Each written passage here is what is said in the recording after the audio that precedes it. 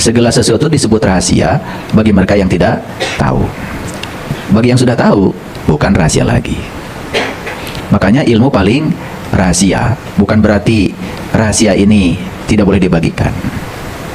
Syekh Abdul Qadir Zailani menulis kitab namanya Rahasia Paling Rahasia. Namanya kitab Sirul Asror.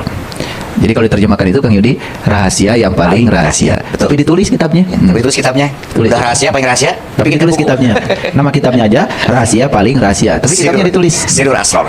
Terkenal banget itu ya kitab. Keren. Ya, itu kitab utama tuh di pesantren.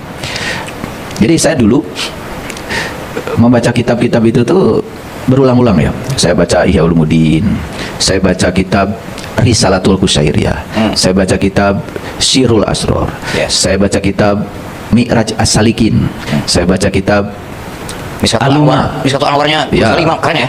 Saya baca kitab Mishkatul Anwar itu. Mishkatul Anwar itu kitab terakhir Imam Al-Ghazali setelah beliau menemukan jati dirinya. Yes. Banyak sebenarnya kitab-kitab itu. Saya dari kecil memang suka membaca. Jadi saya dulu Kang Yudi sering ditegur oleh pegawai perpustakaan waktu gimana? SMA. Ya. Karena buku kalau dipinjam saya itu pasti rusak. Bulak balik bacanya ya. Ya, itu. Tapi buku di perpustakaan kan banyak tuh. Jarang ada yang pinjam. Jadi yang rajin pinjam itu saya gitu. Jadi jawaban saya, ya daripada buku baru terus, Beda ya kan, baca. lebih bagus ya dimanfaatkan. Dan Ya. kalau dimanfaatkan pasti rusak. Ya. Jadi saking rajinnya saya baca itu sampai buku itu digalai itu, digalai kan? Digalai. Lecek lah kurang Ya. lebih. Jadi saya itu kalau tidur itu bersama buku. Jadi sampai buku itu ya kebuat tidur. Saya masih ingat dulu buku fisika di SMA namanya Energi, Gelombang dan Medan tuh. Oke. Itu paling sering saya dimarahi petugas perpustakaan karena buku itu seminggu udah rusak, diganti yang baru, berikutnya rusak lagi. Udah gitu tegurannya nggak enak. Kamu katanya bayar SPP-nya telat mulu tapi ngerusak buku gitu. Saya itu malum waktu itu ya. Paling telat lah saya bayar SPP waktu itu. Jadi ilmu paling rahasia ya. Ini kenapa disebut paling rahasia? Karena saya melihat dari fakta. Faktanya apa? Faktanya orang itu sibuk, Kang Yudi. Oke. Bekerja keras, banting tulang, ya. Tetapi kehidupannya tidak berubah. Jadi bagi saya, mereka itu sebetulnya belum tahu yang rahasia ini. Nah, Oke. kalau sudah saya sampaikan rahasia ini dan mereka mempraktekannya, mereka juga akan tahu itu bukan rahasia lagi. Oke. Nah, yang kedua, ya saya kalau bikin judul itu nggak pernah sembarangan. Dan itulah memang ciri khas judul kajian saya. Untuk mengubah nasib. Yes. Nah, ada dua istilah yang sudah kita kenal dalam pelajaran agama ya.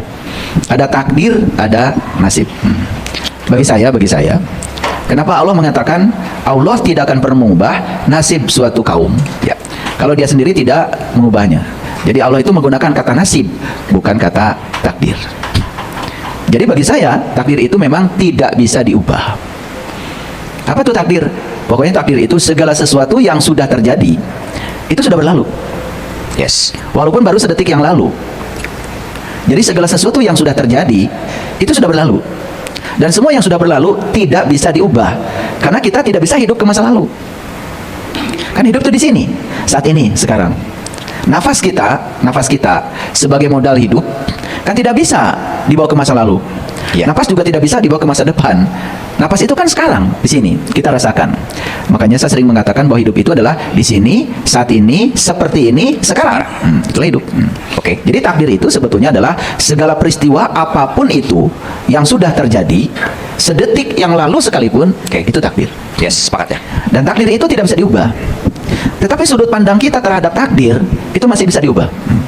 Peristiwanya tidak bisa diubah, tapi sudut pandang kita terhadap yang sudah terjadi bisa diubah. Makanya saya sengaja hari Rabu yang lalu membuat judul kajian, dan saya lihat hari ini sudah banyak orang yang menyatakan terima kasih karena mereka sudah berubah. Oke. Saya buat kajian yang judulnya adalah mengubah ladang penyesalan menjadi taman kenangan. Mungkin ada sesuatu yang sudah berlalu dan itu pernah menyakiti kita, padahal itu sudah berlalu.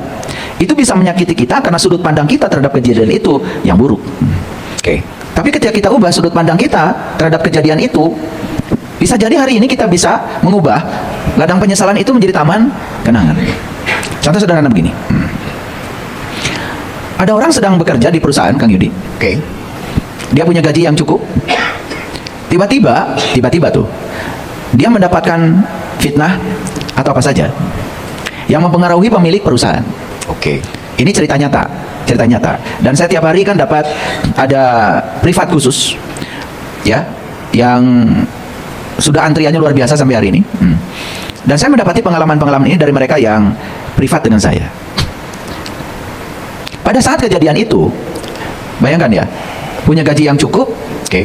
tiba-tiba ada fitnah, ya, kemudian pemilik perusahaan percaya dengan fitnah itu, dan tanpa dia verifikasi, langsung diputuskan, dia diberhentikan dari perusahaan itu.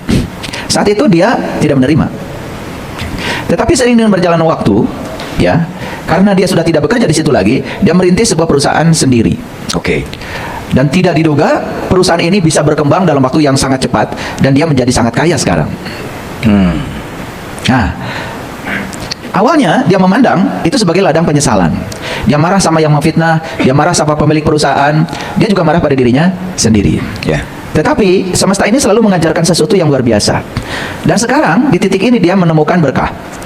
Dan jawaban, kalau saya tidak dipecat saat itu, kalau saya tidak dapat fitnah saat itu, saya tidak mungkin punya penghasilan sebesar ini Sekarang.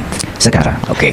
Nah, itulah yang kenapa Allah bilang di Al-Quran, dan saya tidak bosan, Kang Yudi, di surat Al-Baqarah 216 itu, Ya. Allah mengatakan wa asa an takrahu syai'an wa huwa khairul lakum. Ya. Boleh jadi kamu tidak menyukai sesuatu, tapi itu amat baik bagi kamu. Wa asa an tuhibbu syai'an wa huwa syarrul lakum.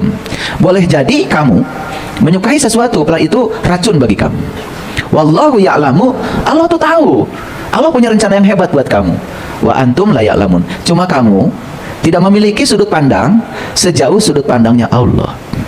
Makanya kita kalau mendapatkan sesuatu yang kita tidak suka, kan langsung kita bereaksi penolakan. Betul. Karena kita hari ini masih dikendalikan oleh pikiran palsu kita, namanya ego. Dan ego itu ya tidak suka saat ini. Ego itu sukanya masa lalu atau sukanya masa depan. Oke. Yes. Makanya ego itu selalu memenjara seseorang untuk tinggal di masa lalu, atau mengajak seseorang untuk selalu bergerak ke masa depan, sehingga setiap hari itu dia selalu sedih karena dipenjara masa lalu, dan selalu cemas dan khawatir karena dia dibawa ke masa depan, padahal hidup kita di sini. Oke. Makanya hidup di sini saat ini sekarang, itulah yang disebut dengan kesadaran. Jadi kesadaran itu sederhana sebetulnya. Kita merasakan segala berkah yang ada di sini saat ini seperti ini. Nah, segala sesuatu yang sudah lewat sedetik yang lalu tidak bisa diubah peristiwanya, tapi bisa diubah sudut pandangnya. Nah, peristiwa yang tidak bisa diubah di masa lalu, itulah yang disebut dengan takdir. Jadi takdir itu sering disebut dengan data. Oke. Nah, ada data, ada fakta. BMKG punya data. Gara-gara dia punya data, dia jadi bisa meramal dari data itu. Memprediksi. Misalkan memprediksi, oh 3 hari ke depan, ya, kayaknya Bandung bakal diguyur hujan. Kenapa bisa begitu? Kan di BMKG itu teman-teman yang belajar ilmu astronomi, geofisika, meteorologi, mereka belajar sains. Yes. Mereka bukan belajar ilmu perdukunan, bukan belajar ilmu nyarang, bukan ilmu santet. Mereka tuh sekolah, ya. Saya pernah ada di situ, ya. Saya pernah belajar yang namanya fisika bumi, geofisika, astronomi. Saya pernah mengambil spesialis di bidang itu. Kebetulan ada riset-riset saya juga yang berhubungan dengan itu, walaupun saya lebih banyak di bidang fisika. Jadi data itu adalah sesuatu yang diinterpolasi di daerah yang sudah terjadi. Dan kemudian data itu diekstrapolasi ke daerah yang sebetulnya belum terjadi. Oke. Makanya intrapolasi itu di daerah yang sudah terjadi. Kalau ekstrapolasi itu namanya kita memperpanjang kecenderungan ini ke daerah yang belum terjadi. Makanya dia bisa meramal. Nah, ini kata ramalan beda. Ramalan dari orang yang berkecimpung di bidang perdukunan dengan ramalan dengan orang yang berkecimpung di data ilmiah. Yes. Beda. Di data ilmiah namanya hipotesa. Dan hipotesa ini pun bisa terjadi, bisa tidak. Karena dia menarik kecenderungan data ke daerah yang belum terjadi. Nah, data ini bisa terjadi sebagaimana adanya. Nah, ini data dengan fakta jadi sama. Oke. Berarti prediksinya jadi. Ya, tapi data bisa jadi, ya, berbeda dengan fakta. Oke. Artinya proses ekstrapolasi itu tidak menyebabkan ramalan ini terjadi. Jadi fakta ini masih bisa diubah karena belum terjadi, adanya di masa depan. Nah, yang belum terjadi di masa depan itulah nasib. Jadi hebat ya bahasa sastranya Al-Quran. Yes. Jadi Al-Quran itu tidak bicara takdir tentang perubahan, karena takdir itu tidak bisa diubah. Tetapi Quran mengajarkan tadi sudut pandang kamu bisa diubah, gitu, terhadap sesuatu yang sudah terjadi. Makanya kemarin saya menyelenggarakan pelatihan detox alam bawah sadar. Salah satunya sebetulnya adalah mengubah sudut pandang terhadap masa lalu, supaya sesuatu yang kemarin menyakitkan, hari ini ternyata tidak menyakitkan lagi.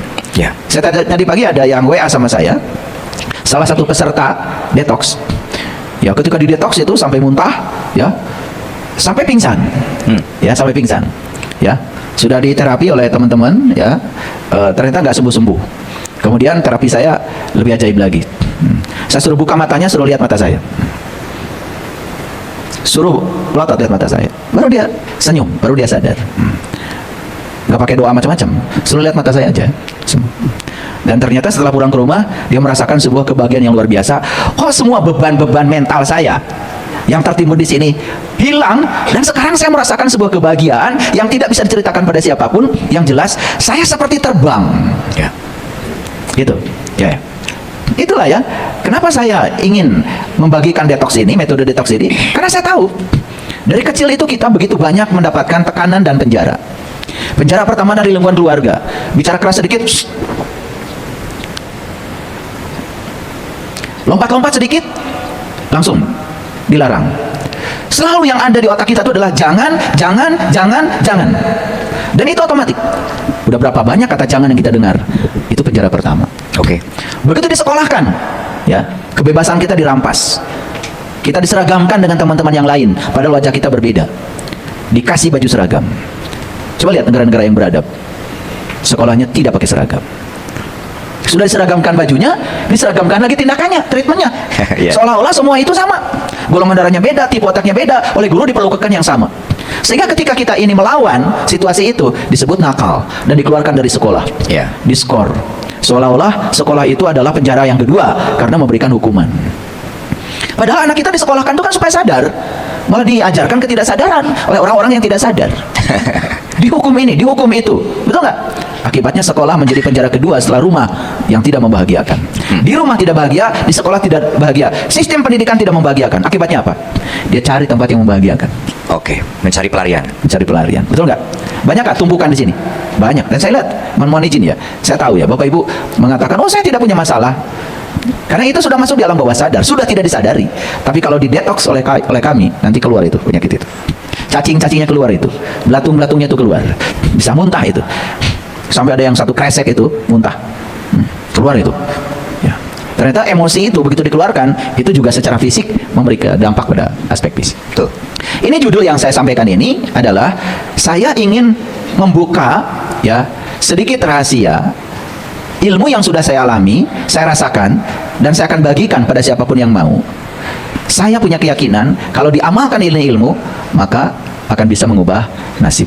Artinya setelah hari ini nasib kita berubah. Itu maksudnya judulnya, Kang. Wow, oke. Yuk, semangat yuk. Gak ngerti judulnya ya?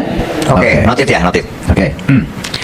Saya ingin mengajak Bapak Ibu untuk belajar sedikit ilmu karuhun dari leluhur kami. Ilmu karuhunnya itu cuma 3. Jadi saya masih ingat dulu, Kang Yudi. Ya. Saya itu sering dibawa oleh bapak saya naik gunung. Nah, bapak saya itu tugasnya salah satunya adalah menjaga pembangkit listrik tenaga air peninggalan orang Belanda untuk memberikan energi pada sebuah alat-alat listrik yang ada di perkebunan teh. Oke. Waktu itu belum ada PLN. Jadi di tempat saya itu ada gunung, namanya Gunung Limbung namanya itu. Oke. Disebut Gunung Limbung itu karena orang kalau pergi ke gunung itu sompral istilahnya, ya, sombong, itu bisa nggak pulang gitu. Limbung, maka disebut Gunung Limbung. Jadi saya sudah diajarkan yang gitu-gitu tuh oleh bapak saya tuh. Nah di Gunung Limbung itu ada curug, namanya Curug Limbung. Curug itu sampai sekarang masih ada. Makanya ada para sahabat yang pernah saya ajak ke Curug Jagapati, meditasi di sana. Di Garut. Di Garut, di kampung saya. Nah Curug Jagapati itu lanjutan dari Curug Limbung itu, Kang Yudi. Oh, oke. Jadi kalau sudah ke bawah, itu masih ada curug lagi di bawah itu. Itu kontur tanahnya seperti itu. Ya. Nah ini yang paling puncaknya itu Curug Limbung namanya. Nah karena begitu besar tenaga potensial listriknya oleh Belanda, itu Belanda hebat ya. Maka itu air dimanfaatkan untuk memutarkan turbin supaya bisa jadi pembangkit listrik. Nah, sebetulnya pesan apa yang ingin saya sampaikan di situ? Saya kalau naik gunung itu, diajarkan sama bapak saya, langkahnya harus seperti apa. Kemudian tangan pun, kepalanya seperti apa. napasnya seperti apa, fokusnya seperti apa, sudah diajarin itu. Karena bapak saya itu naik turun gunung pada waktu itu, padahal sudah lebih tua dari saya, itu tidak pernah capek. Dan sampai sekarang saya praktekkan. Itu. Nah, ternyata di kaluhun kita itu ada 3 hal yang harus diperhatikan pada saat kita sedang melakukan sebuah tindakan. Oke. Hal yang pertama itu adalah gestur, yang disebut dengan postur tubuh. Yes. Hal yang kedua itu adalah nafas. Nafas. Karena ketika kita sedang melakukan apapun, ya apapun, kalau kita tidak menyadari nafas, kita kehilangan kesadaran tentang saat ini. Yes. Sama seperti Bapak Ibu sedang makan tadi pagi, sarapan pagi, kemudian ada niat hari ini mau ke Jelekong. Jangan-jangan saat kita sedang sarapan, pikiran sudah di Jelekong. Jangan-jangan ini, jangan-jangan. Karena kesadaran saat ini hilang. Yes. Dan kesadaran saat ini itu selalu dilatihnya lewat nafas. Dan yang ketiga adalah fokus. Jadi saya berulang kali menggunakan ilmu yang diajarkan bapak saya ini, bimbing orang ke Mekah itu, menaiki Jabal Nur, Kang Yudi. Oke. Waktu itu saya membimbing ya jamaah saya usianya sudah sepuh-sepuh. Saya ajak ke Jabal Nur, awalnya mereka tidak percaya kalau mereka bisa ke sana.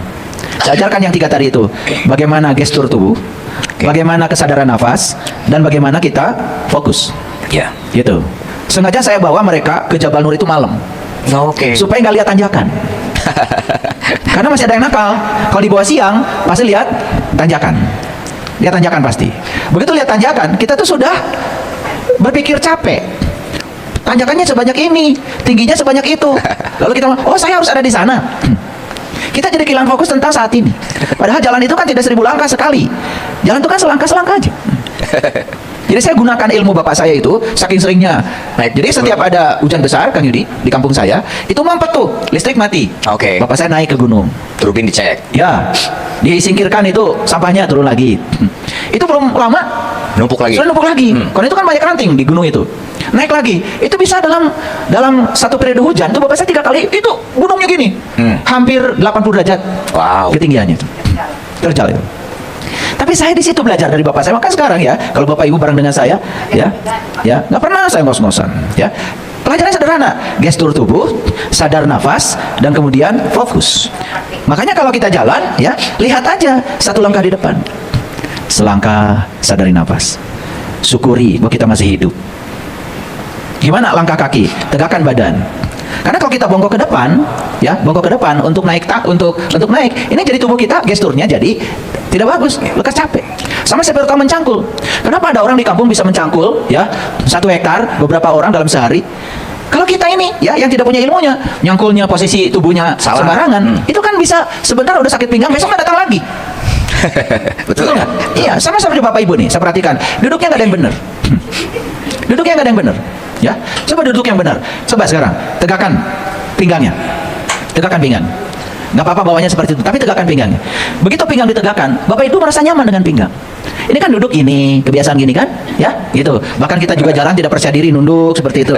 Jalan itu harus tegak. Kalau kita jalannya tegak ya, nggak capek.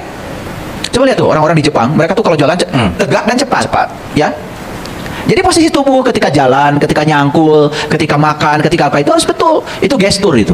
Yang kedua kesadaran nafas. Yang ketiga fokus.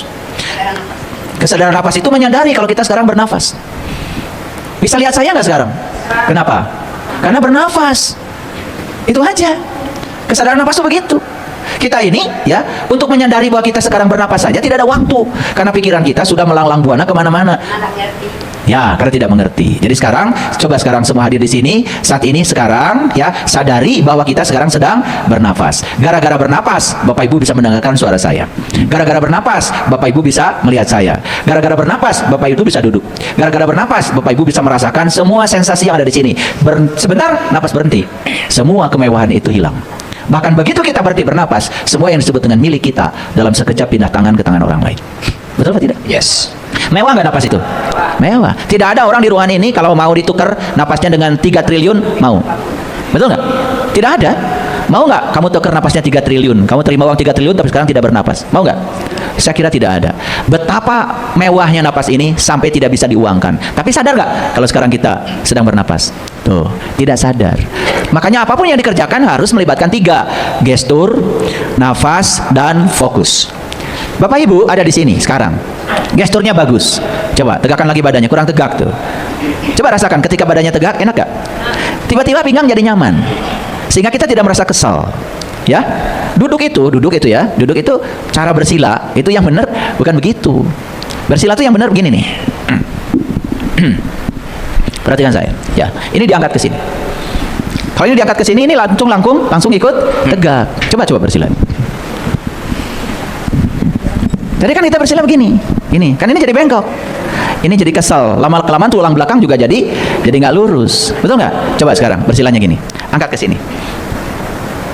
Enak gak kalau? Coba rasakan dulu omongan saya, harus dirasakan dulu. Enak gak?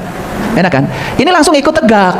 Jadi mendengarkan saya juga jadi gesturnya benar. Betul nggak? Ini sudah cari senderan. Betul nggak? Iya. Itu oleh sel dianggap perintah. Apalagi kita mengatakan, kenapa Bu? Saya kan sudah tua, harus ada senderan. Nah, ingat ya, merasa tua, sel kita langsung lemah. Kemudian kita mencari senderan. Tambah lemah. Nah, ketika nyender, ya, ingat, ketika nyender kesadaran berkurang. Ini mau ngaji, kesadaran sudah berkurang dari awal. Betul nggak? Yang ada ngantuk. Udah makannya tadi banyak. Tapi dengan begini, coba langsung terjaga kesadarannya. Ya, enak gak duduk gitu? Iya, kita ini duduk aja nggak beres. Betul nggak? Duduk nggak beres, posisi tidur nggak beres, ketika makan posisi nggak beres, jalan nggak beres. Jalan aja banyak yang salah. Makanya ada orang yang menjelaskan, kalau jalan saja benar, orang tuh jauh dari penyakit. Kalau jalannya benar, makanya nanti mungkin harus ada pelatihan cara jalan benar, Kang Yadi. Jangan ditertawakan ya. Ada orang yang menulis satu buku setebal ini tentang teknik berjalan, dijelaskan secara saintifik. Dan kalau itu betul, ya, jalannya seperti yang dijelaskan dia. Orang yang penyakitnya apapun bisa sembuh. Bahkan yang tulangnya itu nggak usah operasi. Tubuh itu dokter yang paling baik dan dia bisa menyesuaikan sendiri. Itu dari cara jalannya. Jadi Allah sudah ngasih segalanya. Cuman kita menggunakan semua potensi ini tidak bagus. Karena tidak sadar, ya. Jadi yang kalau melakukan apapun, gestur, nafas, fokus. Nah, itu yang akan nanti menjadi ladang kita. Jadi sebetulnya gestur, nafas, dan fokus itu adalah ladang tempat kita menanam. Dan kita tidak akan bisa menanam apapun, dan kita tidak akan menghasilkan apapun kalau ladang itu nggak ada. Jadi sekali lagi, itu ladang kita. Oke? Baik, ya. Sekarang saya lanjutkan. Ini udah saya ngasih contoh ya, saya naik lagi ke atas. Nanti kalau saya dibawa terus, yang di rumah kasihan nggak lihat saya. Jadi udah dibetulkan ya duduknya ya. Jadi pulang dari sini duduk begitu, jangan salah lagi, ya. Duduk ini terus ya bengkok, ya. Ini tulang. Jadi kurang gagah gitu loh, ya. Harus gagah ya. Bajunya harus bagus, ya. Badannya gagah, sehat, ya. Duitnya banyak. Setiap ada orang yang butuh selalu membantu, baru keren tuh hidup, ya. Sudah bongkok, ya coba ya. Duitnya sedikit, mau ke Jelekong aja kurang buat beli bensin. Pasti ada yang salah. Mau nggak dirubah itu? Mau dirubah? Oke, perhatikan saya, Pak Ibu. Perhatikan saya. Saya kasih dulu rumus. Rumus ini harus hafal. Harus hafal. Rumusnya gini. Kita tidak akan melihat dunia sebagaimana dunia adanya. Tetapi kita akan melihat dunia sebagaimana diri kita adanya. Bisa nangkap rumusnya? Kurang fokus berarti. Makanya gestur sudah bagus, napas hadir di sini. Sekarang tangkap dulu dengan fokus. Ulangi ya. Sama-sama ya. Kita tidak akan melihat dunia sebagaimana dunia adanya. Tetapi kita akan melihat dunia sebagaimana diri kita adanya. Yes? Nah, yuk saya jelaskan. Udah masuk rumusnya di otak? Udah. Rumus itu nggak boleh lupa seumur hidup. Itu rumus merubah nasib. Rumus merubah nasib. Makanya ilmu paling rahasia kan Yudi? Yes, siap. Paling rahasia. Dan sekalipun ini rahasia, saya tetap bagikan bagi mereka yang mau. Ulangi ya. Kita tidak akan melihat dunia sebagaimana dunia adanya. Tetapi kita akan melihat dunia sebagaimana diri kita adanya. Yes? Nah, yang perlu disadari sekarang adalah apapun kejadian di sekitar kita, sebetulnya itu sedang menunjukkan siapa diri kita yang sesungguhnya. Kok bisa begitu ya? Yes. Kok bisa begitu? Ya. Nah, saya punya pengalaman begini. Banyak pengalaman saya. Salah satunya gini. Saya itu pada saat ada mobil CX-5 Mazda warna merah, oke. Begitu lihat di iklan di TV itu, saya kok pengen gitu. Boleh nggak ya? Pengen mobil itu tuh. Jadi ada semacam resonansi lah. Saya lihat warnanya, bentuk mobilnya gitu. Saya tidak tahu kalau mobil itu Sky Active Technology. Saya tidak tahu ada teknologi iStop. Nggak tahu isinya seperti, saya nggak tahu waktu itu. Cuman saya melihat tampilan mobil itu kok keren gitu. Kayaknya saya tambah keren deh kalau pakai itu. Itu masuk itu. Nah, Yudi. Oke. Masuk ya. Saking kuatnya dan saya merasa penting kalau saya punya mobil itu. Saking bernilainya itu mobil bagi saya tuh, bagi yang lain kan belum tentu, ya. Itu saat itu Kang Yudi, saat itu. Ternyata saya baru tahu kemudian ada ilmunya. Di otak manusia itu ada yang namanya reticular activating system. Bahasa Inggrisnya disingkat jadi RAS, reticular activating system. Jadi bahasa Indonesianya adalah jaringan saraf yang memfilter informasi yang masuk ke dalam otak. Oke. Jadi kalau digambarkan ini tubuh manusia ya, ini kepala manusia nih. Jadi ini adalah otak lah segede gitu ya. Nah, di sini tuh ada di batang otak itu. Ini batang otak ya, batang otak. Nah, di batang otak tuh di sini ada yang namanya RAS. Jadi ini singkatan dari reticular activating system. Reticular itu bahasa biologi, itu artinya jaringan. Activating system, jadi jaringan yang bisa mengaktifasi sistem. Oke. Nah, jadi ini otak. Ya. Ya, otak ya. Yakin ya, yang saya ajak bicara di sini punya otak. Yakin ya, ada otaknya ya? Yakin. Yakin ya? Ya, oke, ada otak. Ada otaknya. Nah, otak itu hardware, kayak HP kita itu. Ya, ini mau dimasukkan program apa ke otak kita, terserah kita. Yes. Sama HP kita kan punya pilihan. Mau dimasukkan programnya apa ya terserah. Ya, yang butuh Google Maps masukkan. Yang butuh WhatsApp masukkan. Yang butuh download aplikasi yang dibutuhkan. Ya, download aplikasi yang dibutuhkan. Makanya setiap orang walaupun punya HP, ya mereknya sama, mungkin isi yang diinputkan, di download dan diinstalkan ke hardware-nya itu beda. Makanya ada hardware, ada software. Okay. Nah, hardware ini dari Allah. Dari Allah. Tapi software yang diinputkan itu bukan dari Allah. Okay. Allah itu kosong ngasih hardware pada semua orang. Silakan nih hardware buat kamu ya. Sudah komputer biologi super canggih. Ini tuh canggih banget Kang Yudi. Yes. Di sini itu ada sekitar ya 86 sampai 100 miliar sel neuron. Jadi di sini itu ada 100 miliar sel neuron. Mungkin yang suka sakit kepala kan sering cari obat yang ada neuron-neuronnya. Ya, ada banyak namanya. Ya, saya tahu yang suka sakit kepala ya, saya itu. Saya tuh alhamdulillah belum pernah sakit kepala, jadi saya tidak tahu. Ya. Jadi 86 sampai 100 miliar sel neuron. Nah, ini sel-sel ini ternyata tidak berdiri sendiri. Dia satu dengan yang lain terkoneksi. Oke. Dan jumlah koneksinya diperkirakan ada sekitar 1000 triliun koneksi. Wow. Jadi ini udah melampaui superkomputer di sini tuh. Maka ini disebut dengan IC, Integrated Circuit. IC super canggih. IC super canggih. Tetapi canggihnya otak ini nggak pernah dipahami. Kita tidak mau tahu tentang ini, rahasia ini. Karena tidak tahu, kita juga tidak bisa menggunakan otak ini buat apa. Akibatnya ya udah hidup kita ngikutin kebanyakan orang. Orang juga hidupnya begitu, ya ikut aja. Orang beragama ikut beragama, orang agamanya ikut agamanya apa, orang ritual ikut ritualnya apa. Sama sekali tidak pernah diberitahu. Oke. Nah, jadi kembali lagi kepada yang tadi. Begitu saya melihat mobil itu dan saya menganggap mobil itu penting bagi saya, berharga bagi saya, ternyata apa yang terjadi? Informasi tentang mobil itu lolos melewati RAS. Oke, karena dianggap penting. Kan dianggap penting oleh saya. Yes. Karena lolos ke sini, apa yang terjadi? Jaringan saraf saya di otak saya ini, ya, sebetulnya ini tidak pernah terisolasi dari Semesta. makro. Oh, dari makro. Oke. Jadi ini kan sebenarnya alam makrokosmos, ini adalah alam mikrokosmos.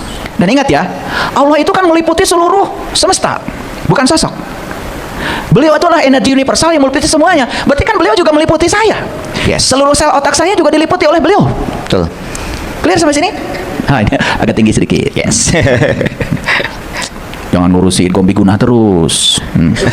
Itu bukan agama itu pelajaran bahasa Arab itu. Ya. Buang-buang waktu. Sekali-kali bicara yang canggih deh, ya, ya, yang bermutu dong. Kan kita ini saat ini saat yang penting nggak saat ini? Yes. Penting. Kalau ditanya kapan waktu yang paling penting, ya saat ini. Besok belum tentu punya waktu. Maka jangan sia-siakan saat ini. Oke.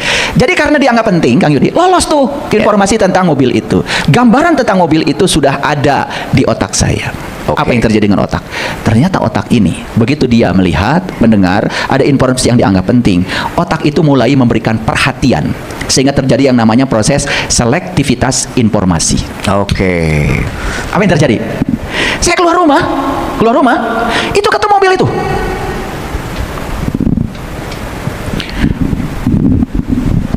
Di jalan seperti membanyak mobil itu, Kang Yudi. Oke. Saya parkir, Hadir mereka ya. itu lihat mobil itu. Nah, pertanyaannya, apakah otak saya bisa mengendalikan semesta sehingga mobil itu bisa membanyak? Ulangi pertanyaan saya. Apakah gara-gara otak saya kemudian mobil itu membanyak di jalan? Ya atau tidak? Salah. Bagaimana mungkin saya bisa ngatur pabrik mobil? Bagaimana mungkin saya bisa ngatur orang yang punya mobil? Ngatur driver. Lihat saya sekarang. Sebenarnya tidak ada kejadian yang luar biasa di luar sana. Mobil itu tiap hari juga jumlahnya segitu. Dan mobil juga tiap hari juga ya biasa begitu, nggak ada. Tetapi perhatian saya terhadap situasi itu yang berubah. Fokus. Ngerti maksud saya? Ini harus dijelaskan dulu, Kang Yudi. Ya. Punten ya, agak lambat kalian itu. Jadi harus dijelaskan biar biar utuh, utuh. ya. Itu pengalaman saya, gitu. Nah, saya ingin bicara pengalaman Bapak Ibu. Bapak Ibu pergi ke kafe. Di sana orang ribut. Oke. Suaranya keras. Yes. Ada live musik. Keren. Betul nggak? Dalam keributan itu, tiba-tiba ada yang memanggil nama Bapak Ibu. Misalkan Kang Yudi nih, tiba-tiba Yud, ada yang gitu. Kang Yudi itu panggilan kadang dipanggil Yud. Yud. Seribut apapun, walaupun panggilan nama itu tidak lebih kencang daripada suara-suara yang ada, saya yakin Kang Yudi akan menoleh. Yes. Nah, kenapa bisa begitu? Makanya jangan buru-buru menjawab. Ngerti energi aja enggak? Lihat, kata Yudi itu sangat penting bagi Kang Yudi. Namamu itu sangat penting bagi dirimu. Betul nggak? Kan itu identitas. Yes. Dan otak kita sudah akrab dengan nama itu. Yeah. Sehingga ketika ada panggilan itu, dia punya jalur cepat ke sini. Jadi kata Yudi ini dapat jalur cepat. Dapat jalur VIP. Yes. Sehingga masuk langsung ke otaknya. Otak memproses, langsung Kang Yudi telinga bisa dengar. Ada yang panggil saya. Padahal suara musik kencang. Suara orang yang berantem mungkin ada di meja di situ. Ya, suami istri mungkin, ya. Habis apa pokoknya. Suaranya kencang, tetapi yang masuk di otaknya Kang Yudi itu justru kata Yud. Yang masuk itu. Aneh ya? Padahal telinga kan bisa mendengar semuanya. Sedang berisik malah. Betul nggak? Yes. Nah, berarti di situ ada namanya selektivitas informasi. Yes. Karena kata Yudi ini penting. Gitu. Priority ya. Ada priority. Sehingga si ras ini memprioritaskan. Itu jalurnya jalur VIP. Masuk situ. Ternyata ras ini mengklasifikasi dua. Pertama yang dianggap penting oleh seseorang. Yang kedua yang dianggap berbahaya. Oke. Itulah hebatnya Allah. Contoh? Jadi Allah itu menciptakan otak, dikasih alat namanya reticular activating system, itu sebagai mode bertahan hidup. Oke. Yes. Contoh, malam-malam hujan besar, ada geledek, ada petir, ya. Karena geledek, petir, hujan besar itu bagi otak itu sudah habitual, Oke. sudah kebiasaan. Oke. Yang kebiasaan itu tidak mendapat perhatian penting. Toh, petir juga sering ada tapi tidak bahaya. Otak sudah tahu. Yang biasa. Ya, hujan juga besar biasa, tidak bahaya. Oke. Angin juga biasa, sudah tidak bahaya.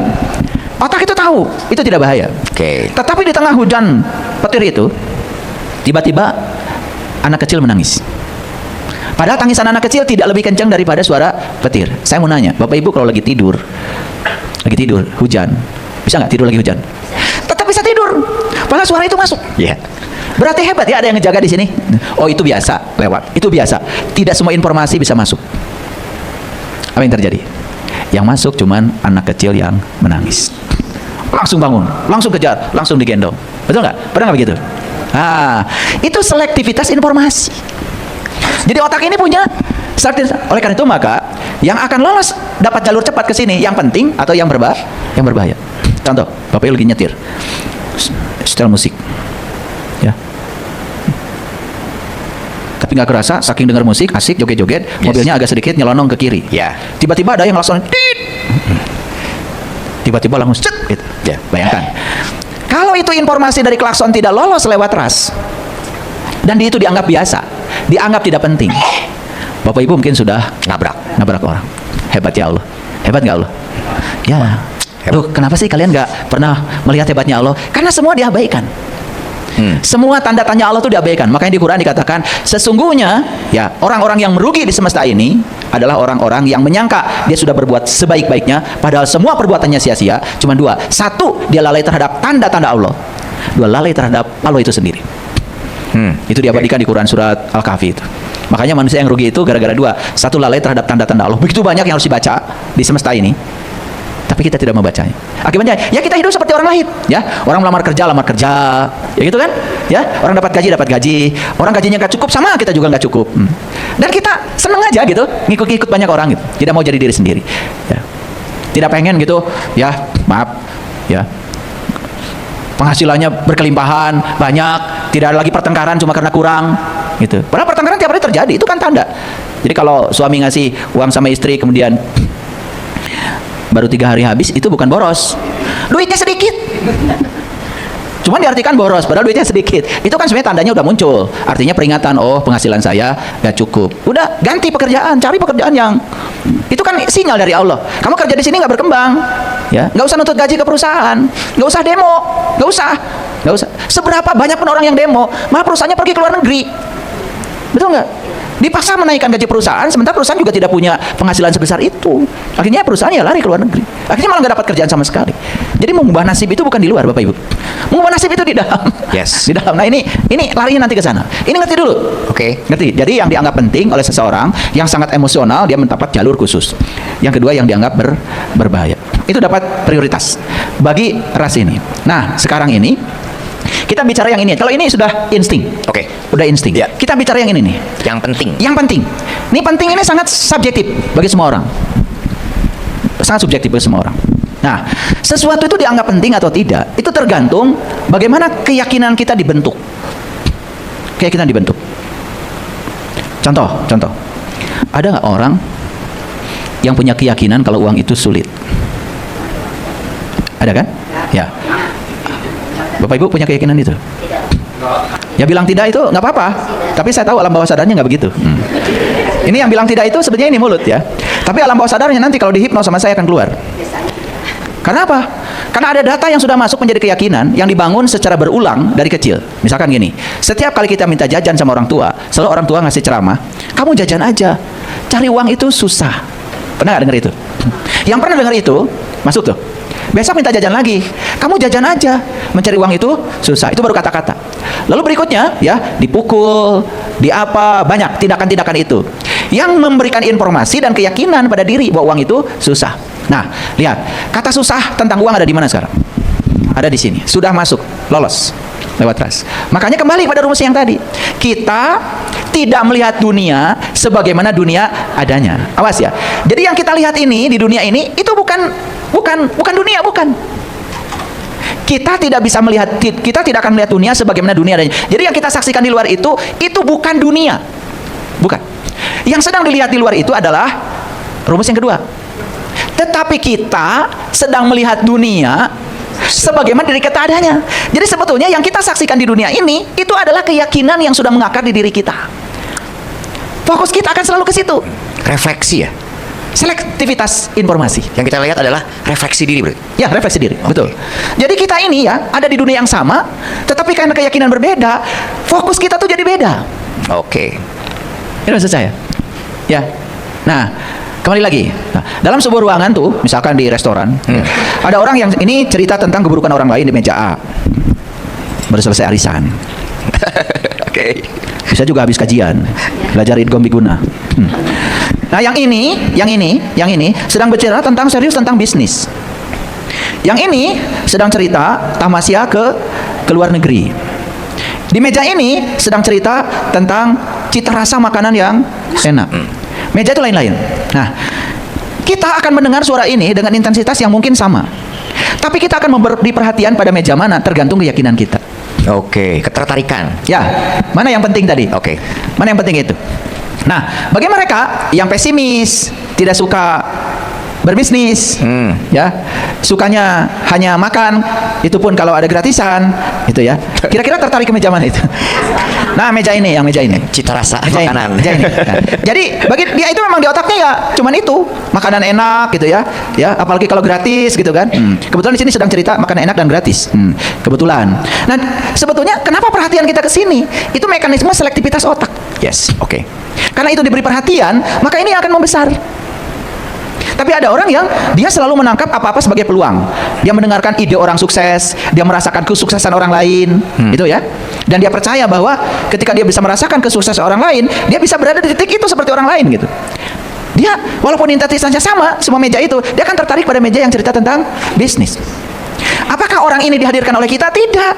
Tapi kita menghadirkan lewat perhatian kita. Kita memberi perhatian lebih kepada ini. Karena apa? Yang itu bagi kita menjadi penting.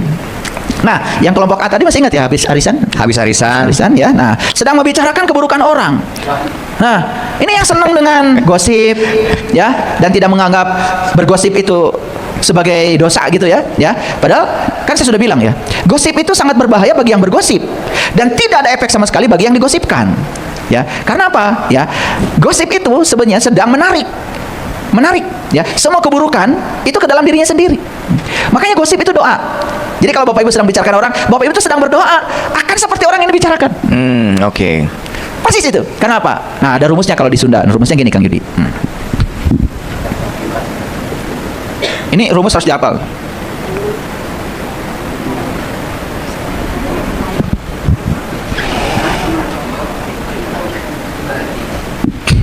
Hafal ya rumusnya? Yes. Lamun moyok terjemahkan Kang Yudi dalam bakal bahasa. dipoyok. Jika menghina atau meledek, maka kita akan dihina atau meledek. Kang Yudi sangat, kalau menerjemahkan bahasa Sunda saya harus minta bantuan Kang Yudi. Lamun moyok bakal dipoyok. Ini terjadi tuh anak saya. Anak saya. Sebelum punya anak, dia tuh suka moyok setiap ada anak yang nangis. Itu anak saya. Sekarang anaknya nangis terus. Makanya saya sering bilang, "Dek, ingat-ingat ya, itu pantulan sebetulnya ya. Jadi tidak usah jengkel kalau anak dikit-dikit nangis. Itu terjadi. Mungkin kita menganggap itu kebetulan, kalau itu sinkronize. Itu sinkronisasi. Oke. Makanya tidak ada yang datang dalam kehidupan kita ini yang kita tidak menariknya. Tapi hukum tarik menarik itu bekerjanya hati-hati. Kan banyak yang menjelaskan hukum tarik menarik, Kang Yudi. Yeah. Jadi hukum tarik menarik itu, wah kita ini magnet yang bisa menarik. Jadi seolah-olah kita tuh bisa menarik mobil, menarik rumah, itu keliru. Cara menariknya itu adalah kita mengubah dulu keyakinan kita, gitu? Sampai itu benar-benar penting, gitu? Sehingga dia mendapatkan prioritas untuk lolos dulu dari ras ini. Kalau lolos dari ras, dia sudah akan mendapatkan perhatian. Belum lagi nanti dikasih repetisi, gitu? Dikasih penguatan, afirmasi, dikasih imajinasi, dikasih visualisasi, dikasih emosi, itu ada tambahannya. Makanya yang 3 tadi itu ya, gestur harus betul ya, fokus, nafas harus betul, fokus harus betul. Itu ya. Saya nanti mau kasih contoh-contoh ya. Contoh-contoh. Cuman kalau contoh-contohnya kebanyakan dari saya, nanti seolah-olah saya sedang cerita diri saya. Tapi kan memang saya juga tidak bisa cerita siapa-siapa. Kan saya tidak bisa cerita orang lain, ya. Ya terpaksa, dengan terpaksa saya berbicara apa yang saya alami, yang saya rasakan, gitu ya. Gitu. Ya, oke. Sampai sini ngerti ya? Nah, rumus ini ngerti ya? Ya, kalau kita menghina, maka kita akan dihina. Kalau kita merendahkan, kita akan direndahkan. Ini semua akan terpantul. Semua terpantul pada diri kita sendiri. Nah, orang yang tadi, dia itu punya kebiasaan membicarakan orang lain. Malah dia jadi kursinya itu, Kang Yudi, asalnya jauh. Dia cari meja yang lebih dekat lagi. Oke. Bahkan jika perlu gabung. Biar lebih fokus ya. Biar lebih tahu. Yang dibicarakan apa. Jika perlu ditraktir nih orang ini ya sama dia karena sudah berhasil membicarakan keburukan orang lain. Saking senangnya. Nah, itu tidak disadari. Kita tidak bisa mengatur mereka-mereka ini, enggak. Tetapi kenapa fokus kita ke sana? Bukan ke sini. Kok ini fokusnya kepada membicarakan orang, bukan fokus ke bisnis. Karena bagi dia bisnis gak penting. Yang paling penting itu ya ini. Ya, itu ada bahasa Arabnya ya. Hibah katanya. Ya itu. Yang paling penting itu. Nah itu dapat prioritas. Karena itu dapat prioritas, itu yang dapat perhatian. Clear maksud saya? Oke. Bapak Ibu. Ras ini. Kalau diupamakan itu seperti seorang sekretaris. Di perusahaan itu ada sekretaris. Ini diumpamakan sebagai seorang direktur lah. Jadi otak ini ya, direktur ini hanya menerima informasi dari sekretaris. Dan informasi yang masuk itu sebetulnya banyak.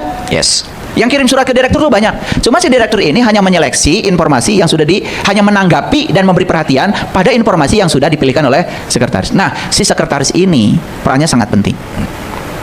Ya, bisa juga dia itu diumpamakan seperti itu, ya, pencari Google. Nulis Google gitu ya? Yes. Google searcher. Pencari Google tahu ya? Coba Bapak Ibu, ketikkan di Google itu sesuatu.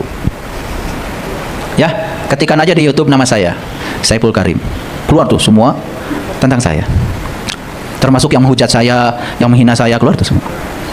Karena diketikkan nama Saiful Karim. Termasuk akun-akun yang mengaku akun saya, keluar.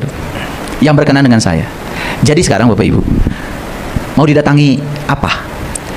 Berarti prinsipnya apa yang kita ketikkan ke sini? Yes. Apa Ketikkan aja kata jahat, pasti akan keluar informasi tentang kejahatan. Yes. Oke. Betul. Betul kan? Keren, Nah, keren. jadi sekarang kita mau kedapatan apa? Mau menarik apa? Tergantung apa yang mau kita berikan instruksi ke sini. Instruksi apa yang akan diberikan pada ras? Itu yang dapat perhatian otak. Dan ketika otak sudah memberi perhatian, memberikan fokus, nah, ini otak ini kan alam mikro yang bisa melakukan komunikasi dengan alam makro. Karena otak ini isinya adalah getaran. Getaran. Frekuensi, vibrasi, energi. Jadi otak kita ini sebenarnya sedang memancarkan siaran, Kang Yudi. Oke. Nah, di sini ini banyak sekali frekuensi. Frekuensi mana di sini yang akan tertarik ke dalam kehidupan kita tergantung frekuensi apa yang kita pancarkan dari sini. Oke, sekarang kembali lagi ya. Masih ingat gak rumus energi? E sama dengan HF. Rumus energi ada dua. E sama dengan MC kuadrat. Yang kedua, rumus energi sama dengan H kalikan F. Ya, yang ini ditemukan oleh Einstein dari teori relativitasnya. E sama dengan MC kuadrat itu energi, M itu massa, C itu kecepatan cahaya dikuadratkan. Makanya perhatikan saya. M ini tidak punya kekuatan apa-apa sebelum dikalikan dengan C kuadrat. Karena kekuatannya ada di mana? Di C kuadrat. Maka itu akan jadi E. Yes. Nih, saya kasih tahu. Orang bangga dengan uang besar. Padahal uang mau besar, mau 1 triliun, 2 triliun, 3 triliun, 1000 triliun, tetap aja itu M, materi. Oke. Kalau itu uang tidak dikalikan C kuadrat, ya, C kuadrat itu apa? C kuadrat itu kesadaran. Makanya kalau di Quran, cahaya di atas cahaya disebut nur ala nurin, sumber kesadaran.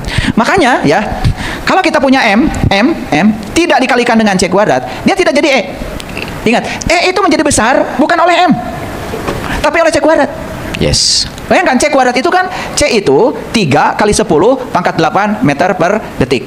Ini kalau ditulis nolnya itu kan ada 8. Berarti 1, 2, 1, 2, 3, 1, 2. Itu kan? Berapa itu? 8 kan? Meter per detik. Nah, ini besar.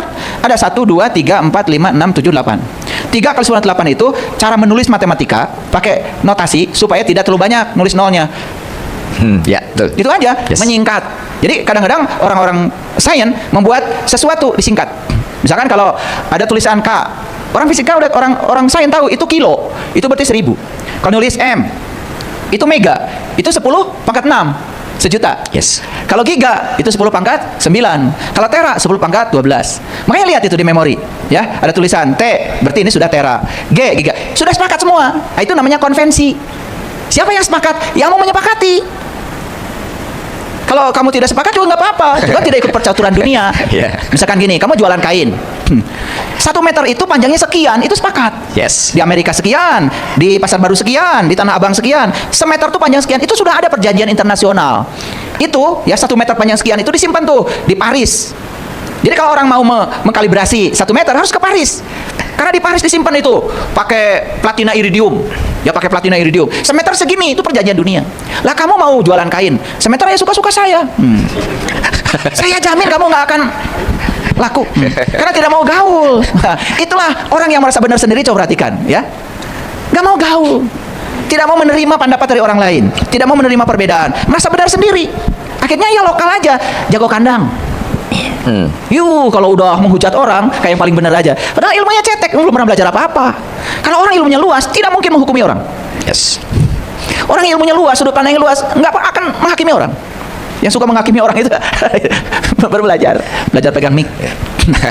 Mainnya kurang jauh ya. Kurang jauh. Nah, sekarang perhatikan, kalau C dikuadratkan berarti ya perhatikan, C kuadrat berarti 9 kali 10 pangkat 16.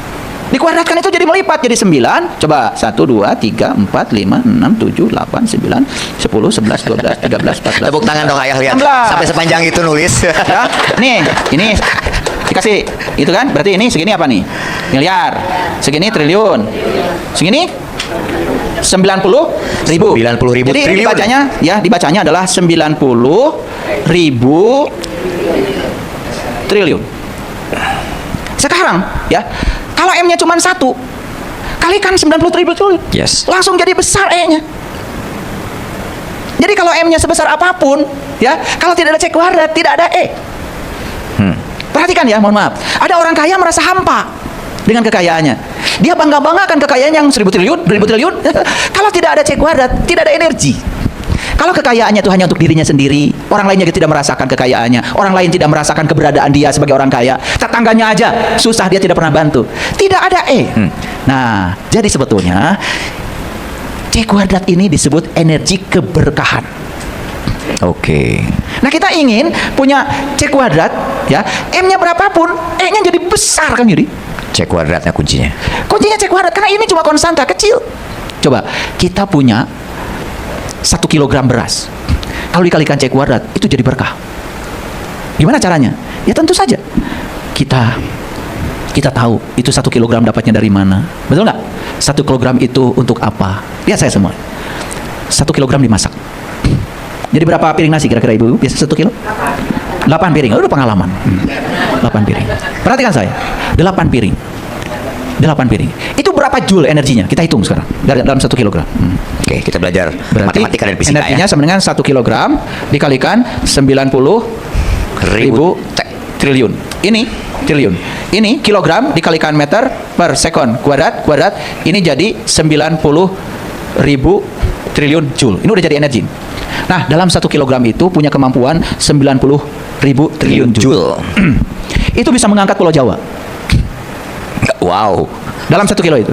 Nah, gimana caranya? Perhatikan saya. Ketika kita sudah memasukkan energi ke dalam tubuh ini, perhatikan saya. Ada orang setelah makan itu, energi yang ada itu menjadi energi kebaikan. Oke. Dia menginspirasi orang-orang. Orang yang bingung diinspirasi sama dia. Orang yang susah diinspirasi sama dia. Orang yang sedang pusing diinspirasi sama dia.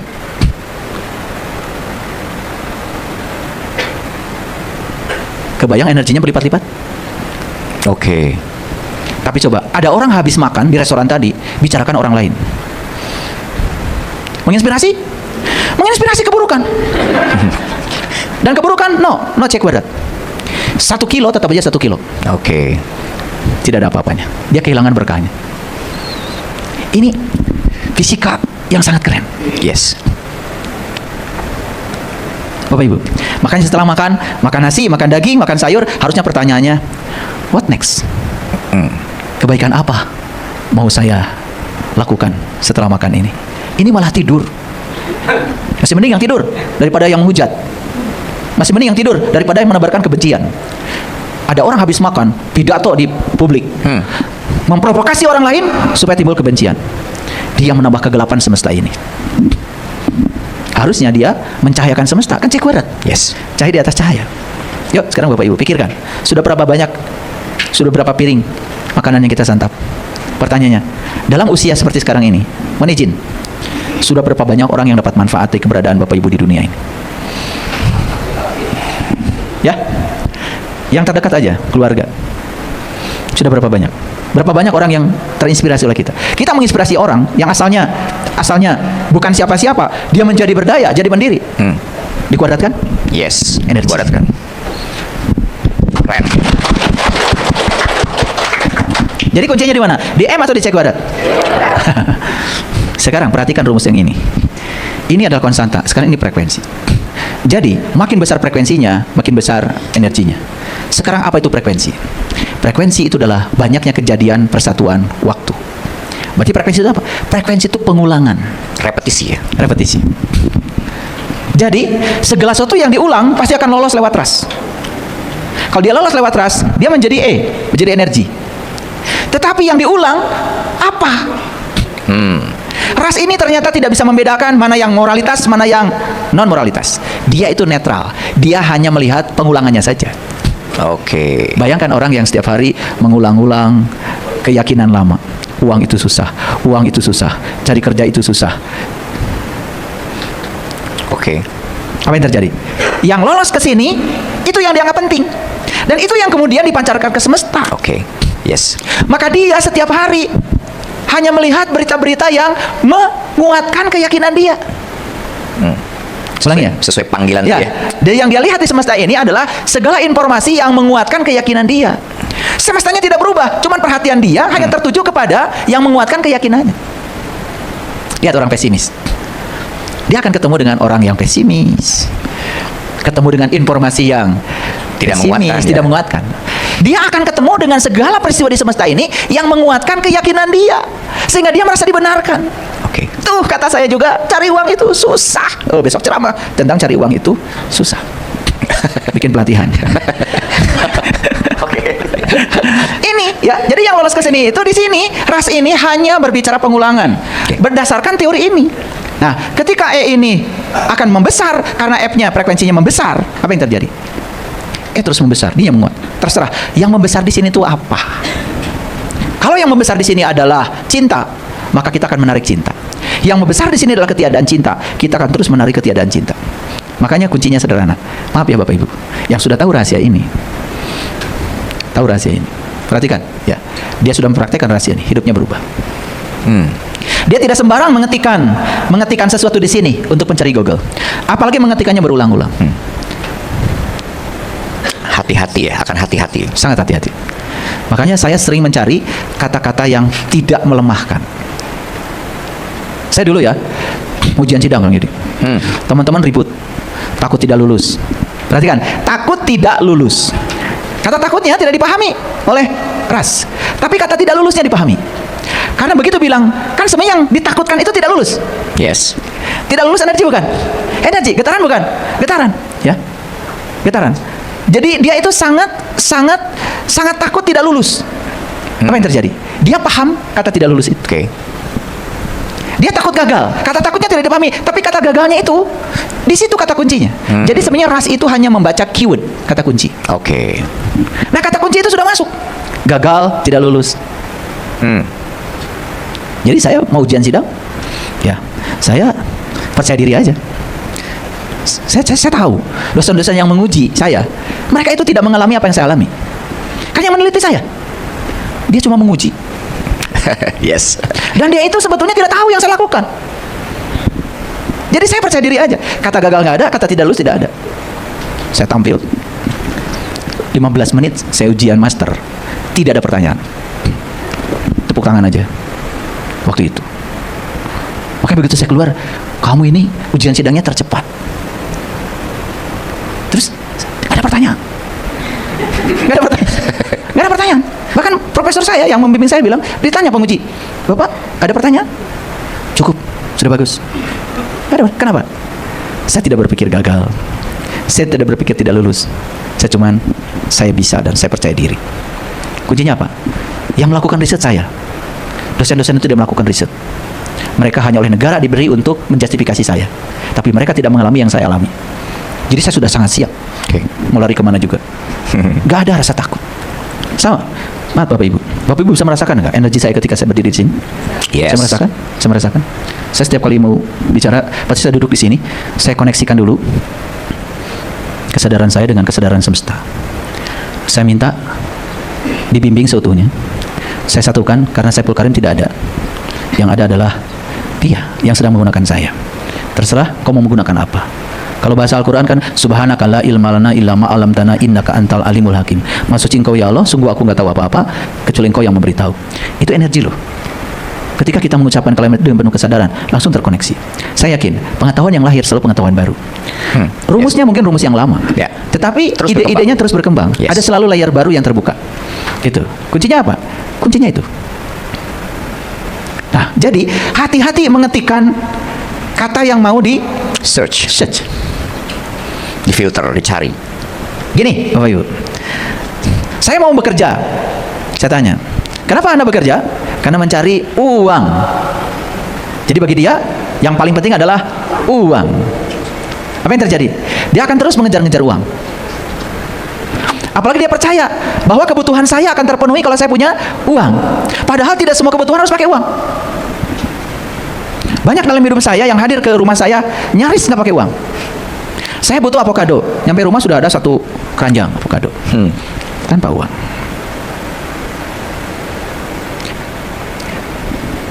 Saya ingin makan ikan sawah, 1 keranjang tuh ikan sawah. Mentahnya ada, gorengnya ada. Nyampe di rumah.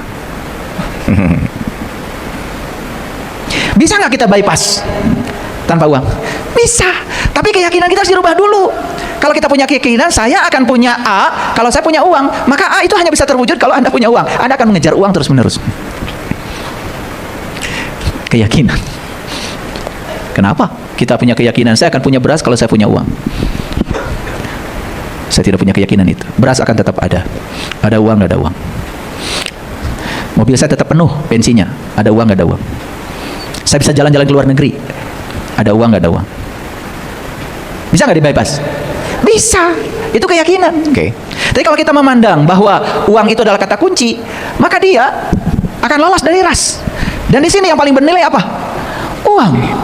Hati-hati, uang jadi Tuhan. Bohong kamu bilang Bismillahirrahmanirrahim. Bohong. Bismillahirrahmanirrahim. Atas nama Allah yang Maha Pengasih dan Maha Penyayang. Saya bekerja ingin menjadi kepanjangan tangan Allah, menyampaikan cinta kasih Allah lewat keahlian saya. Bekerja aja sebagai kepanjangan tangan Allah. Jangan pikirkan uang. Saya tanya, bakal dapat uang? Itu uang dicari atau uang mencari? Pasti uang akan mencari. Oke. Nah, oleh karena itu, ya, stop kata-kata saya ingin kaya, nggak jelas. Ingin itu di masa depan. Kaya juga tidak jelas. Nggak jelas. Kaya apa? Kayak monyet. Kaya itu nggak jelas. Nah, ternyata ras ini tidak suka yang samar. Jangan gini, saya ingin mobil, nggak jelas. Anda harus pastikan, ya, jangan pakai kata ingin. Ya, yakin saya pakai mobil merek ini, warna ini, tahun keluaran ini. Imajinasi, visualisasi, emosi, rasakan itu sudah terjadi di sini, saat ini, sekarang. Akan, ingin, itu bukan sekarang. Semesta hanya merespon sekarang. Sederhana. Kang Yudi ketikkan di pencari Google. Ya, makan enak. Bingung tuh? Sehingga jadinya general yang datang. General. Terlalu random jadinya. Terlalu random. Terlalu banyak yang datang, tapi tidak jelas. Banyak yang tidak pentingnya tadi. Tidak penting. Tidak mendapat perhatian. Yes. Lain lagi kalau Kang Yudi ngetiknya gulai kambing restoran Sariwangi nomor 51. Asik. Siap.